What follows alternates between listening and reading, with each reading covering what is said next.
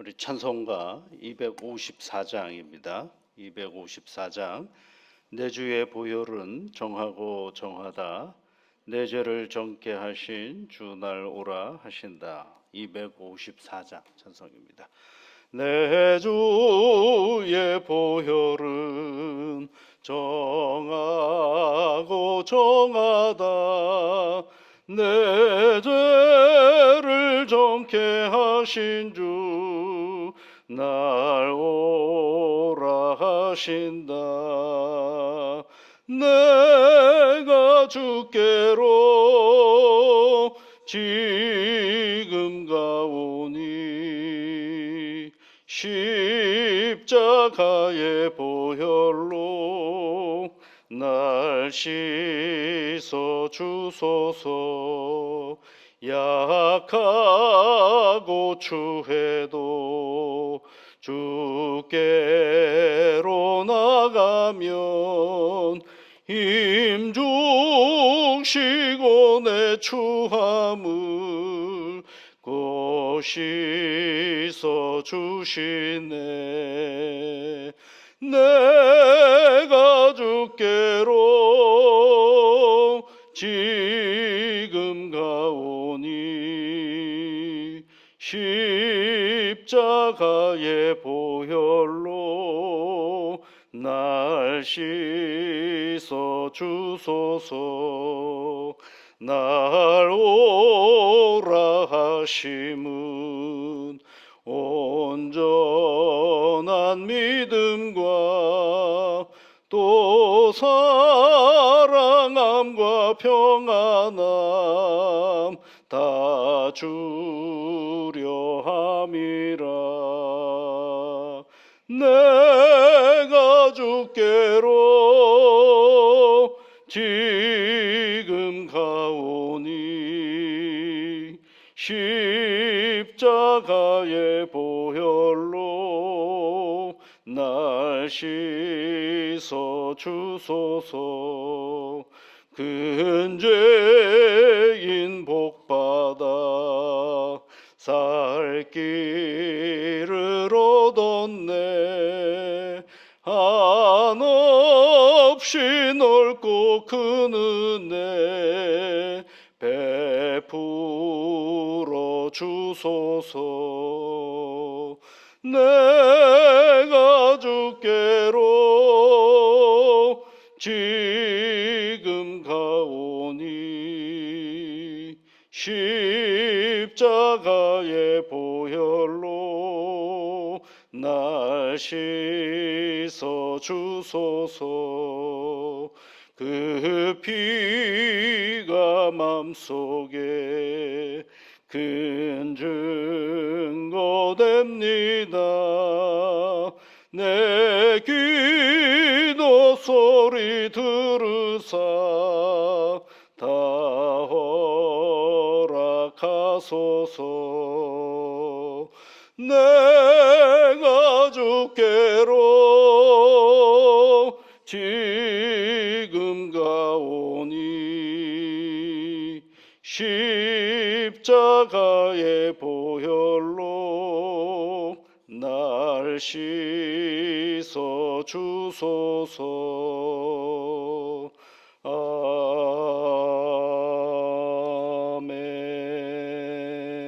아멘. 언제나 우리와 함께 하시는 하나님 아버지, 이른 아침을 저희들에게 주셨음을 감사드립니다. 아직은 어둡고 그리고 언제 날이 밝을는지 우리는 알 수 없사오나 하나님 분명한 것은 날이 밝을 것이라는 사실을 우리가 늘 알기에 이 시간 아직 어둡지만 하나님 앞에 간구하며 나아갑니다. 우리의 인생도 이와 같지 않습니까? 하나님 아버지, 오늘이 어둡고 긴 터널을 지나가는 시간이라면 잊지 않게 하옵소서. 반드시 밝은 날이 우리에게 찾아오는 날이 있으며 하나님이 그 시간에 우리를 맞이해 주시고 기다려 주시고 인도해 주신다라는 이 분명함을 가지고 이 하루가 시작되게 도와 주시옵소서. 존귀하신 아버지 하나님, 언제나 우리 하나님은 우리에게 좋은 곳으로 함께하여 주시는 분임을 결코 잊어버리지 않게 하셔서 오늘을 인내해야 할 때라면 열심히 인내할 수 있게 하여 주시고, 오늘이 기다려야 할 때라면 담대하게 기다릴 수 있는 마음 또한 허락하여 주시며, 오늘은 부딪혀야 될 날이라면 용기 있게 아버지 하나님 한 걸음 더 진보하는 시간이 되게 하시옵소서. 때로는 돌아가야 할 때라면 돌아갈 수 있는 넉넉한 여유로움 또한 저희들에게 허락하여 주셔서 어느 순간에도 우리와 함께 하시는 하나님의 그 동행하심을 맛보아하는 복된 날이 되게 역사하여 주옵소서. 오늘도 주의 자녀에 나와 하나님 앞에 간구하는 믿음의 사람들입니다. 한 사람 한 사람 격려하여 주시옵소서. 능력으로 함께하여 주옵소서. 예수님 이름으로 기도하옵나이다. 아멘. 하나님의 말씀은 히브리서 13장 1절부터 6절까지 말씀입니다. 히브리서 13장 1절부터 6절까지 함께 같이 읽어보겠습니다. 형제 사랑하기를 계속하고 손님 대접하기를 잊지 말라. 이로써 부지 중에 천사들을 대접한 이들이 있느니라. 너희도 함께 갇힌 것 같이 갇힌 자를 생각하고 너희도 몸을 가졌은즉 학대받는 자를 생각하라. 모든 사람은 결혼을 귀히 여기고 침소를 더럽히지 않게 하라. 음행하는 자들과 간음하는 자들을 하나님이 심판하시리라. 돈을 사랑하지 말고 있는 바를 족한 줄로 알라. 그가 친히 말씀하시기를 내가 결코 너희를 버리지 아니하고 너희를 떠나지 아니하리라 하셨느니라. 그러므로 우리가 담대히 말하되 주는 나를 돕는 이시니 내가 무서워하지 아니하겠노라. 사람이 내게 어찌하리요 하노라. 아멘. 12장 13장 계속 히브리서는요, 믿음의 사람들의 어떤 생활에 대한 이야기를 해주고 있습니다. 신앙 생활 할 때 신앙의 생활이죠. 그 생활에 대한 이야기를 해주고 있는 것입니다. 신앙 생활을 어떻게 잘할 것인가라는 것을 얘기해주고 있죠. 그래서 이제 몇 가지로 설명을 해줍니다. 형제 사랑하기를 계속하고 손님 대접하기를 잊지 말라. 손님을 잘 대접하라는 것이죠. 그것은 부지 중에 천사들을 대접한 이들이 있다라고 얘기를 하고 있습니다. 그 다음에 이제 3절 말씀에 보면 갇힌 자들을 생각하고 너희도 몸을 가졌은지 학대받는 자를 생각하라. 학대받는 자를 생각하라라는 얘기, 고통받는 사람들을 생각해 보거라라고 얘기를 하고 있죠. 그 다음에 이제 모든 사람은 결혼을 귀히 여기라. 돈을 사랑하지 말고 족한 줄로 알라. 이런 말씀들이 있습니다. 이 아침에 우리가 한번 좀 생각해 볼 구절은 4절에 있는 말씀이에요. 모든 사람은 결혼을 귀히 여기고 그렇죠. 여러분 신앙생활에 있어서 우리가 굉장히 영적인 행위 중에 하나가 뭐냐면 이제 결혼입니다. 결혼을 여러분 자꾸 우리는 뭐라고 예수 믿는 사람들이 결혼을 어떻게 생각하냐면 나이 들면 결혼해야지 이렇게 생각하거든요. 그러니까 자연적인 생리의 현상이라고 생각을 하는데 성경은 그렇게 얘기하지를 않습니다. 성경은 나이가 들었으니까 결혼하라 이런 소리 안 합니다. 성경은 뭐라고 얘기를 하냐면 성경은 결혼은 가장 영적인 행위이거든요. 그래서 창조가 다 끝난 다음에 하나님께서 남자와 여자를 지으시고 그리고 나서 저들을 결혼하게 만드는 그런 장면이 있죠. 성경에 굉장히 기록되어져 있는 것 아니겠어요? 영적인 일입니다. 그러니까 가장 사소한 일인 것 같고 개인적인 일인 것 같지만 거기서 뭘 얘기하려고 했느냐면 가장 영적인 일을 해야 되는 것입니다. 그럼 결혼은 굉장히 현상적으로 보면 귀찮은 게 많습니다. 결혼하면서 발생되어지는 문제가 에너지 소비가 굉장히 많습니다. 나 혼자 살면 그냥 부딪히지 않아야 할 인생의 문제들이 얼마나 많은지 모릅니다. 공감 가지 않습니까, 여러분?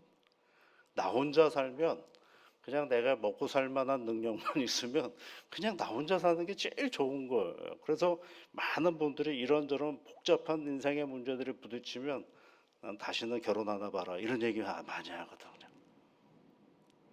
근데 또 누군가는 그 일로 인해서 도움을 얻기도 하고 그렇죠. 근데 그럼에도 불구하고 왜 성경은 가장 그 결혼에 대한 얘기를 성경 안에 딱 하고 기록을 하고 있을까라는 것입니다. 그건 가장 큰 그래서 이 어떤 그 분은 책에 그 부부에 관련된 책을 뭐라고 돼 영혼의 친구라고 되어 있어요. 영혼의 친구 이렇게 되어 있어요. 이 제목을 누구한테 얘기하면 부부가 영혼의 친구라고 얘기할 수 있을까? 현실적으로 많은 분들에게 부부가 영혼의 친구입니까? 라고 얘기를 하면 아마 다 비웃지 않을까 이런 생각을 할 때도 있어요. 만만치 않거든요. 간단치 않거든요. 그럼에도 불구하고 왜 성경은 하나님은 혼자 사는 것을 좋지 않게 여기시고 남자와 여자가 하나가 되게 하셨을까라는 것입니다. 그것은 가장 큰 특징은 뭐냐면 그것이 영혼의 문제이기 때문에 그렇습니다. 결혼은 육의 문제가 아닙니다, 여러분. 우리는 자꾸 결혼을 한 남자와 한 여자가 만나서 생활하는 거라고 생각을 해요. 그것만 바라보면 이거보다 귀찮고 이거보다 더 곤란한 게 없어요.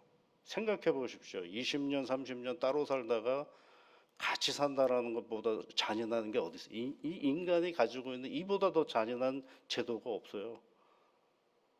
그런데도 왜 성경은 거기다가 이 결혼에 대한 얘기를 했을까라는 거예요. 그것은 다른 게 아닙니다.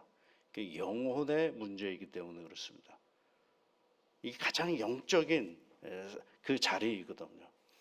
가장 영적인 자리이기 때문에 하나님께서 남자와 여자를 지으시고 각각 살게 하지 아니하시고 그네들을 한 가정을 꾸리도록 만드신 이유는 영적인 일이기 때문에 그렇습니다. 그 영적인 일을 행하는 데 있어서 여러분 잘 생각해 보시면 뭐가 필요하냐면 그 어제도 그런 말씀을 이제 드렸는데 그 무슨 말씀을 드렸습니까? 어제 성령의 9가지 열매가 있다라고 말씀을 드렸잖아요. 그 성령의 9가지 열매, 내 믿음의 자리 속에서 성령의 9가지 열매가 어디에서 펼쳐지기 시작하느냐 하면 바로 우리의 가정 안에서 그 모든 일들이 이루어져 가는. 그러면 그 가정을 통해서 누가 성장하느냐 하면 바로 나라는 존재가 성장하게끔 되어 있어요. 나라는 존재가 성장하게끔 되어 있어요. 그런데 결혼을 안 하겠다 또는 결혼에 대한 두려움을 가지고 있구나 이런 것들을 보면 다 뭐에 관련된 거냐면 바로 현실적인 여러 가지 문제들 때문에 그러는데 그 모든 문제들은 그럼에도 불구하고 이 결혼을 통하여서 하나님께서는 놀라운 우리의 은혜의 자리로 늘 만들어가는 것이죠. 가장 결혼의 가장 큰 특징은 뭐냐면 책임이라는 게 있습니다. 책임, 내 가정을 지키는 책임. 그 책임의 영역에 벗어나면서 어디로 가냐면 내가 하나님께 향하는 그 일관된 마음의 자리 그런 것들이 어디서 펼쳐지느냐면 우리 가정 안에서 펼쳐지는 거거든요. 가정을 유지할 수 있는 가장 큰 동력은 뭐예요? 사랑이라고 얘기를 합니다. 맞습니다. 그러나 그 사랑을 뛰어넘는 한 가지가 있는데 그것은 뭐냐면 책임이에요. 한 사람에 대한 책임 그리고 그 가족 구성원들에 대한 책임이 내 안에 있는 거죠. 그 책임을 잘 감당하면서 살아가면서 우리가 알게 되는 게 뭐냐면 거기 안에는 엄청난 수고와 애씀의 자리가 있다라는 거죠. 그게 뭐예요, 여러분? 그게 영성이에요.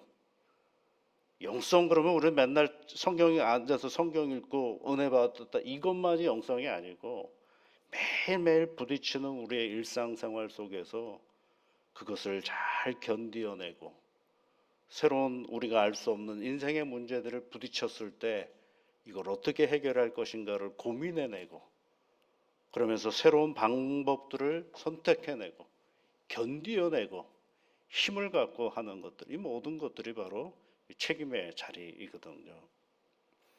그것들을 통해서 때로는 아파하고 힘들어하면서 한 걸음 한 걸음 걸어가는 거죠. 그래서 오늘 성경 말씀을 잘 보십시오, 여러분. 모든 사람은 결혼을 귀히 여기고, 귀히 여긴다라는 거예요. 고귀하게 여겨라라는 것입니다. 귀히 여겨라라는 거죠. 침소를 더럽히지 않게 하라 그러죠. 가장 책임을 지지 않는 자리가 바로 부부간의 침소를 더럽히는 것이죠. 이거는 그 다음에 뭐라고 얘기를 하고 있어요? 음행하는 자들, 간음하는 자들, 심판. 이것은 분명히 하나님의 심판이 있다라고 이야기를 합니다. 다른 데는 여러분 하나님의 심판의 얘기를 안 하는데 이 부분에 대해서는 하나님에 대한 심판을 얘기하고 있다라는 것입니다. 굉장히 중요하죠. 근데 여러분 한번 좀 생각해 보십시오. 남자와 남자가 독초하는 것이 좋지 아니하여 하나님께서 여자를 한 가정을 이루게 하실 때에 그 창세기의 말씀에 보면은요 어떻게 되어 있느냐면 남자가 부모를 떠나 이렇게 되어 있어요. 남자가 부모를 떠나 창세기 1장에 가 보면 그 2장의 말씀인가에 보면 남자가 부모를 떠나 이렇게 되어 있거든요. 그의 아내와 합하여 이렇게 돼. 아내와 합하기 위해서 먼저 해야 될 일이 있다라는 거죠. 그게 뭐예요? 부모를 떠나는 겁니다. 부모를 떠나는 것입니다. 누가요? 누가 부모를 떠나는 거예요? 남자가 부모를 떠나는 것입니다. 제가 지난번에 초복잔치 할 때 어른들에게 그런 말씀을 드려요. 자식을 좀 버리십시오. 그런 말씀 드려요. 자식을 좀 버리세요. 그게 뭐 자식을 뭐 갖다 버려라 그런 의미가 아니라 내 생활 속에 내 의식 속에 내 삶의 터전 속에 자식을 차근차근 버리는 훈련을 하지 않으면 성경의 말씀하고 맞지 않잖아요. 근데 젊은 사람들에게는 제가 다른 말로 합니다. 부모를 좀 떠나세요. 그러죠. 부모를 좀 떠나세요. 그 얘기 뭐예요? 부모를 떠나라는 얘기는 부모로부터 독립하세요. 그러죠. 마마보이가 되면 안 되거든요. 부모로부터 독립하세요. 네 인생의 문제는 좀 네가 좀 한번 해결해 봐라. 그 얘기예요. 때로는 부모에게 합리적이고 안 맞으면 때로는 바른 소리도 할 줄 알아야 되고요. 때로는 부모가 요구하는 것이 큰 게 있어요. 그러면 우리 가정 안에 감당할 것이 없다라고 하면 거절할 수도 있어야 돼요. 부모로부터 독립하지 않는 그 가정은 생각보다 살기가 굉장히 어렵습니다. 전에 그런 거 많이 하지 않습니까? 이제 저기 대학교 아이들을 지도할 때 보면 그런 거 많이 물어봐요. 목사님 어떤 사람을 뭐 신랑감으로 어떤 사람을 뭐 신부감으로 해야 됩니까? 이런 물어봅니다. 그럼 저는 딱 한 가지만 얘기를 합니다. 뭐 잘생기고 못생긴 것도 중요하겠고 돈이 있어도 부모가 돈이 많아도 좋겠죠. 여러 가지 삶의 조건이 좋겠지만 가장 괴로운 건 남자가 부모로부터 독립하지 않는 사람과 산다면 진짜 괴롭다. 그러니까 여러 가지 조건을 보더라도 혹여 마마보이가 다 조건이 좋은데 마마보이면 생각을 다시 하거라 그렇게 얘기를 해요. 진짜 어렵습니다. 그거는요. 그래서 성경도 제일 먼저 하는 얘기가 뭐예요? 남자는 부모를 떠나 이것부터 먼저 나와요. 근데 그 얘기 잘 안 해요. 그냥 아내와 하나 되라는 얘기만 하죠. 여러분 그 얘기는 뭘까요? 자기가 독립성을 가져야 된다라는 것입니다. 부모는 뭐예요? 자기의 바운더리가 되겠죠. 굴레거든요. 울타리거든요. 그런데 어느 순간에 울타리가 견고해지면 뭐가 됩니까? 굴레가 돼버리고 맙니다. 그러니까 그것으로부터 벗어나야 진짜 누구와 합하게 되는 거냐면 한 여인과 합하게 되는 거거든요. 거기서부터 뭐가 나오느냐면 책임의식이라는 게 나오고 거기서 견고함이 나오는 것입니다. 그래서 귀히 여기라라고 성경은 말하고 있습니다. 성경은 여러분 결혼을 육신이 가지고 있는 하나의 절차와 과정으로 보지 않고 가장 영적인 행위로 우리에게 가르쳐 주고 있다라는 것입니다. 여러분 우리 마음 가운데요. 아직도 자녀로 가득하다라면 그 자녀를 비우시고요. 그 안에 나를 가득 채우십시오. 내가 이 노년의 때에 내가 어떻게 살아갈 것인가? 내 하나님과 어떤 삶을 살아갈 수 있을까를 더 생각하고 나아가시기를 바랍니다. 그러면서 우리 안에 하나님이 주시는 참된 신앙의 길을 차근차근 걸어가는 복된 신앙의 삶의 자리가 되시기를 주의 이름으로 축복합니다. 같이 기도하겠습니다. 하늘에 계신 우리 아버지, 아버지의 이름을 거룩하게 하시며 아버지의 나라가 오게 하시며 아버지의 뜻이 하늘에서와 같이 땅에서도 이루어지게 하소서. 오늘 우리에게 일용할 양식을 주시고 우리가 우리에게 잘못한 사람을 용서하여 준 것 같이 우리 죄를 용서하여 주시고 우리를 시험에 빠지지 않게 하시고 악에서 구하소서. 나라와 권능과 영광이 영원히 아버지의 것입니다. 아멘.